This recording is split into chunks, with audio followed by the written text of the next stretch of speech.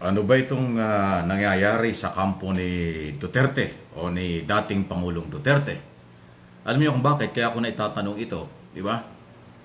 Naglabasan na po, ginamit ko rin sa isang channel ko at saka ho itong maraming mga social media at sa media. Itong batikos ni Mayor Baste Duterte, anak ng dating Pangulong Duterte, laban sa isa sa pinakamalapit kay Duterte na si Senador Bongo. Kaya tinatanong kung ito'y totoo ba ito o drama lang. Pero hindi biro po yung sinabi ni Duterte, ni Mayor, sa harap ng rally, sa taong bayan. Na sinabi niya parang binanggit pang duwag o ganon. Matindi. At pinagsisisihan daw niya na iboto nila at tinulungan sa Davao si Senador Christopher Bongo. Ang lupit, di ba? Well, sa akin pong personal na analysis at tingin dito, opinion, parang naging kawawa naman dito si Bongo. Matagal hong panahon na siya nagsakripisyo at tumulong kahit na sa mga personal sigurong pangailangan ni dating Pangulong Duterte mula pa nung ito'y mayor hanggang sa nakatapos ang 6 na taon na presidente ng Pilipinas. Tapos bigla na lang ganito, binanata ng anak ni dating Pangulong Duterte itong si Bongo. So ano to, away sa loob. Ako nakikita ko ito, hindi ito drama dahil totoo itong kanya sinasabi nitong si Baste. Ibig sabihin niyan, may problema ngayon si dating Pangulong Duterte sa kanyang pamilya. Yung kanyang anak na bumabatikos sa isa sa malapit sa kanya na itinuturing na rin parang anak itong si Senador Bongo. Mabigat. At hindi lang problema ito ng pamilya, kung hindi may political issue rin ito dahil pare-pareho silang politiko. Dating Pangulo, Mayor Baste ng Davao City at Senador until now, si Bongo. Na ang paniniwala ng iba, solid ang relasyon ng mga Duterte. Solid ang pagkakaibigan at paniniwala pampolitika. Pero ngayon hindi.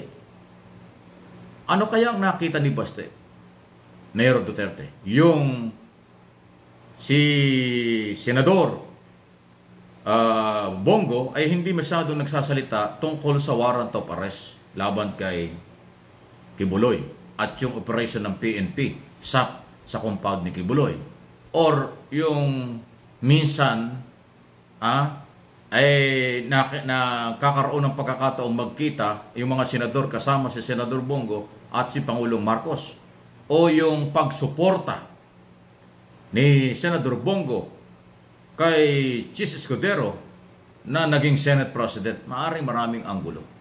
Pero ganun pa man, kung pangkaraniwan lang ito na issue, hindi sana isinapubliko ni Mayor Baste Duterte ang kanyang batikos or maaring sama ng loob at pagsisisi na pagsuporta kay Senador. Go! Kaso binanggit niya sa public . So problema ngayon ito ni dating Pangulong Duterte kung paano ayusin ang kanyang anak at yung kanyang malapit na kaibigang senador na si Go. Mabigat, So sila mismo ay nagkakaroon po ng mga isyong meron na maaaring internal problem o political problem o kung ano man. Hindi rin natin pwede sabihin na si Baste ay nagsiselos kay Senador Bongo dahil malapit at laging kasama ng dating Pangulo hanggang ngayon. O paano ba? Wow! So kung ganito na merong problema sa loob ng pamilya, lalong walang mangyayari doon sa kanilang mga batiko sa gobyerno ni Pangulong Marcos. Lalong makikita ng taong bayan na sila hindi organized. Sabi ko nga, kakaunti na nga sila, nag-aaway-away pa. At syempre, hindi naman papayag si Senador Bongo na si ganun-ganunin lang ng isang Duterte. Dahil siya ay senador ng Republika at siya mayroong sariling paninindigan. Kung hindi siya nagbibigay ng comment tungkol sa nangyari kay Kibuloy, hindi siya nagbibigay ng comment tungkol sa isyong pampolitika sa Davao, ay hindi ibig sabihin nun na inimiwali na siya. Pero, binatikos nga ng batang Duterte, paano ngayon yan? So, yung mismong mga DDS, sirap silang unawain at saka suportahan dahil nagkakagulo na sila. Okay? So, dahil ba si Senador Bongo, hindi naman siya member ng unit team dahil hindi naman siya kumandidato ng 2022 dahil siya ay naging senador ng 2019. Ang humiwalay sa unit team ay si Vice President Sara Duterte, Secretary ng DepEd, kapatid ni Mayor Baste Duterte. So walang kaugnayan sa Uniteam. Kung himawalay si Sara sa Uniteam kay Pangulong Marcos, kanya yon. Pero itong batikos ni Baste, hindi biro. Parang matagal na silang merong damdamin, meron silang something between Senador Bongbong. Ngayon ay biglang pumutok na. Di ba? Kasi nagsisisi na siya dahil naiboto. Ang lupit, ano ha? So yan po yung epekto ngayon. May epekto yan sa pamilyang Duterte, may epekto ito sa kanilang organization na identify namang maraming mga sinabing mga below the belt kay Pangulong Marcos. Until now, matindi pa rin po ang mga batikos doon sa huling rally ni Baste sa ating Pangulo Marcos. At hindi naman mapigilan ni Vice President Sara Duterte. So palagay ko panahon na nga para talagang umalis si Sara mag-resign as DepEd Secretary. Kasi yung mga batikos ni Baste Duterte kay Pangulong Marcos, grabe. Matindi na po yun. Tapos hindi naman niya mapigilan yung kanyang kapatid sa pagbatikos sa ating Pangulo. Siya ay member ng gabinete.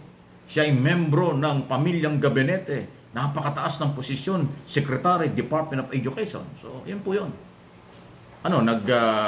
Binabaliwala na lang ito? O kung ano man ang problema ng kailang pamilya, nadadamay na ang politika, paano yung kailang mga supporters? Nakakawindang-windang na rin. Di bali yung kay Bulicam, talaga naman kaya sila na maingay at nag-iingay kahit nakakaunti sila. Dahil nga wala tayong magagawa. Merong court order, pinapa-arresto siya ng korte. Sexual abuse naman yan. Qualified human trafficking, non-bailable offense sa Pasig Regional Trial Court. So, ibang issue yun. Anong gusto nila? Ano bang gusto nilang palabasin? Magsama-sama sila para ipagtanggol si Kibuloy? Pero ito naman si Sara na Vice President at Secretary ng DepEd para namamangka sa dalawang ilog. Kahit na complicated at budget na sa Malacanang siya, pero nandiyan pa rin sa DepEd as Secretary. Ano yun? Grabe, di ba? Ang gulo na nila. So kayong mga mamamayang Pilipino dito at sa abroad, maniniwala pa ba kayo sa mga pinaglalaban nila? Kung meron man, at patuloy lang ang paninira sa ating Pangulong Marcos. Okay? Ito bang si Senador Bongo ay hihiwalay na sa mga Duterte? Siya ba ay maninindigan na siya ay susunod sa kung ano ang mga programa na ng ating gobyerno ngayon? O kanyang ibabaliwala lang yung sinabi ni, although sumagot na yata, yung mga batikos sa kanya ng batang Duterte. Di ba? So sila na yon may problema ngayon.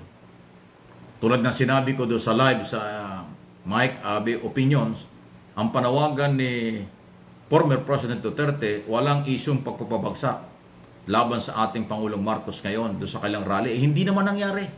Mas matindi pa nga ang batikos na ginawa ng mga speaker doon. So hindi sila organized. Pati yung organizer nila, hindi nila control kung anong gusto sabihin ng mga speaker, sasabihin. Taliwas na taliwas doon sa inaasahang sinabi ni Duterte na wala nang ganyan. Ang gulo-gulo na nila, Yan nahihirapan at yan naguguluhan sila. Pero ang taong bayan, majority ng taong bayan naniniwala kay Pangulong Marcos, majority ng mamamayan naniniwala na tama ang ginagawa ng ating kasalukuyang gobyerno. Sige lang, tuloy-tuloy lang po kayo. Itong grupong ito na sila nagkakawindang-windang, nagsusulutan, nag-aaway na, kung ano man pong siraan, hayaan natin sila. Yan ang epekto ng may kanya-kanyang interest. Kung anong interest nila yon, kung anong interest nila, alam na ninyo, pang sarili lang.